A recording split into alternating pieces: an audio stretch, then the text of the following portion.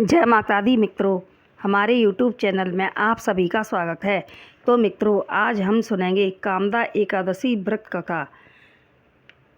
युधिष्ठिर ने पूछा, वासुदेव आपको नमस्कार है, कृपया आप यह बताइए कि चैत्र शुक्ल पक्ष में किस नाम की एकादशी होती है।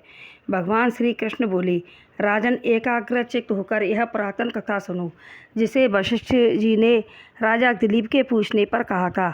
दिलीप ने पूछा, भगवान मैं एक बात सुनना चाहता हूँ, चैत्र मास के शुक्ल पक्ष में किस नाम की एकादशी होती है। वशिष्ठ जी बोले, राजन चैत्र शुक्ल पक्ष में कामदा नाम की एकादशी होती है। वह परम पुण्यमयी है। प्राचीन काल की बात है। नागपुर नाम का एक सुंदर नगर था, जहाँ सोने के महल बने हुए थे।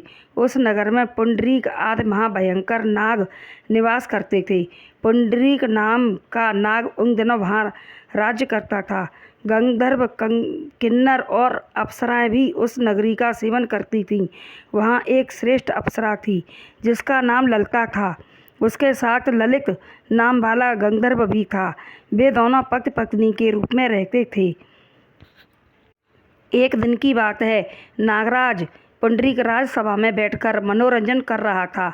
उस समय ललित का गान हो रहा था, किंतु उसके साथ उसकी प्यारी पत्नी ललिता नहीं थी।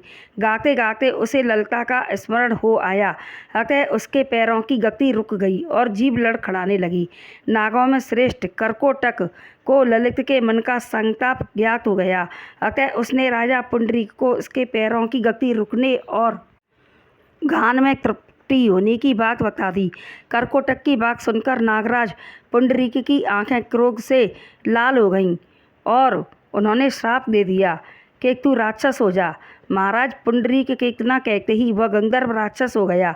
भयंकर मुख, विकराल आंखें और देखने मात्र से भय उपजाने वाला वह रूप, ऐसा राक्षस होकर वह कर्म का फल भोगने लगा। ललिता अपने पति की विकराल आकृति देख मन ही मन बहुत चिंतित हुई। बाहरी दुख से वह कष्ट पाने लगी। सोचने लगी, क्या करूं, कहाँ जाऊं, मेरे पति पाप से कष्ट पा रहे हैं। वह रोती हुई घने जंगलों में पति के पीछे पीछे घूमने लगी। वन में उसे एक सुंदर आश्रम दिखाई दिया, जहाँ एक मुनि शांत भाव से बैठे हुए थे। किसी भी प्राणी के साथ उनका बैर नहीं था। ललिता शीघ्रता के साथ वहाँ गई और मुनि को प्रणाम करके उनके सामने खड़ी हुई। मुनि बड़े दयालु थे। उस दुखनी को देखकर वे इस प्रकार बोले, शुभे तुम कौन हो, कहाँ से आई हो, मेरे सामने सच सच बताओ। ललिता ने कहा, महामुनि, वीर धनवान नाम वाले एक गंधर्व हैं। मैं उन्हीं महात्मा की पुत्री हूँ। मेरा नाम ललिता है। मेरे स्वामी अपने पाप दोष के कारण राक्षस हो गए हैं। उनकी यह अवस्था देखकर मुझे चैन नहीं है। ब्राह्मण, इस समय मेरा जो कर्तव्य हो वह बताइए। विप्रवर, जिस पुण्य के द्वारा मेरे पति राक्षस भाव से छूट जावें, उसका उपदेश कीजिए।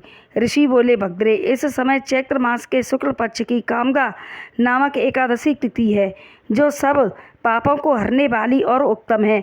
तुम उसी का विधि पूर्वक व्रत करो और इस व्रत का जो पुण्य हो उसे अपने स्वामी को दे डालो। पुण्य देने पर क्षण भर में ही उसके साप का दोष दूर हो जाएगा। राजन, मुनि का यह वचन सुनकर ललिता को बड़ा हर्ष हुआ।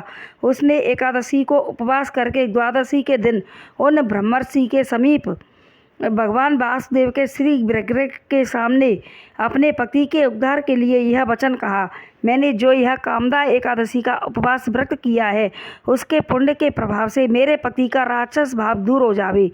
तो वशिष्ठ जी कहते हैं, ललिता के इतना कहते ही उसी क्षण ललित का पाप दूर हो गया और उसने दिव्य देह धारण कर लिया। राक्षस भाव चला गया और पुनः गंधर्व की प्राप्ति हुई। नरश्रेष्ठ, वे दोनों पति पत्नी कामदा के प्रभाव से पहले से भी अधिक सुंदर रूप धारण करके विमान पर आरूढ़ होकर अत्यंत शोभा पाने लगे।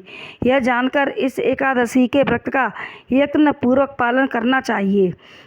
कामदा एकादशी ब्रह्म हत्या आदि पापों तथा पिशाचत्व आदि दोषों का नाश करने वाली है। राजन, इसके पढ़ने और सुनने से वाजपेयी यज्ञ का फल मिलता है।